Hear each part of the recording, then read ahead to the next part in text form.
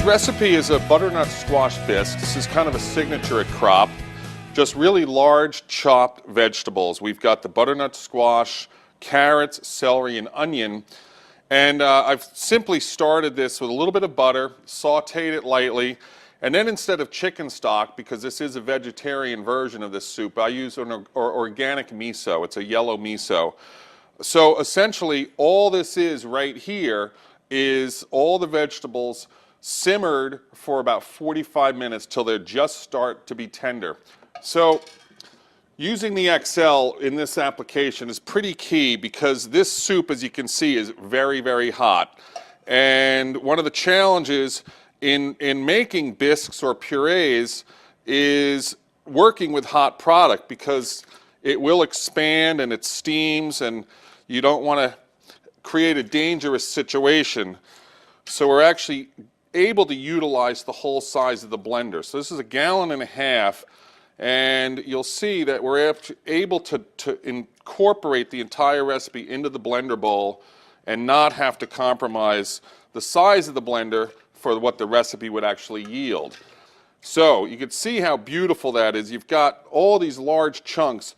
It's a real key point of difference is for labor, I'm not standing around chopping stuff down so fine because I'm have to rely on something to make the puree. So I'm able to start with a large chunk, and you'll see what happens here. So we start the blender, and the shear is so important. The blade configuration really does a great job. When you see, what I'm looking for is a super smooth, creamy bisque with no particulate in it. When you look at vegetables like celery, which are high in fiber and can be stringy, one of the things is that if you've got high shear, it'll really, really reduce those down into the puree. So key is this venting lid for hot blending purposes. The lid is really tight. You'll see we start getting some steam coming up as I'm pureeing this. And you'll see immediately how fast that is. Perfect viscosity. I want that texture to be exactly where it's going to end up in the bowl. So now I'm just about half speed. Now we're going to give it the ride for just another few seconds at high.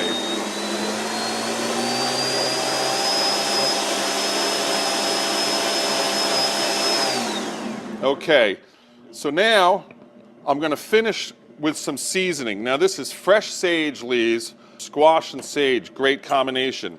Interesting ingredient which works again really well with the squash is curry powder. So just a light, about a tablespoon of curry powder, and then again, think apple pie, a little bit of cinnamon. I'm adjusting the salt right at the end, 1 tablespoon, and half a tablespoon of black pepper. Put the lid back in, and I'm just going to finish, get that sage to be chopped up. So I want a little bit of green flecks within it. So in other words, I pureed the soup and then adding the herbs just at the last second. So I get that green fleck. And again, the herb is fresh, so it's going to maintain its color really well and it won't be brown. So one last hit.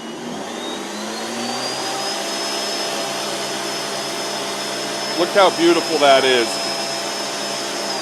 What's so great about this too is you can see in the bowl. It's a clear bowl, and it really is an advantage because you're not guessing how pureed something is, or you're not guessing at how you want your particulate size. So I can see right now that sage is finely minced, and we're done. So carefully remove your lid. It's hot, and yet it didn't splash out. All the flavors there. Nice big ladle.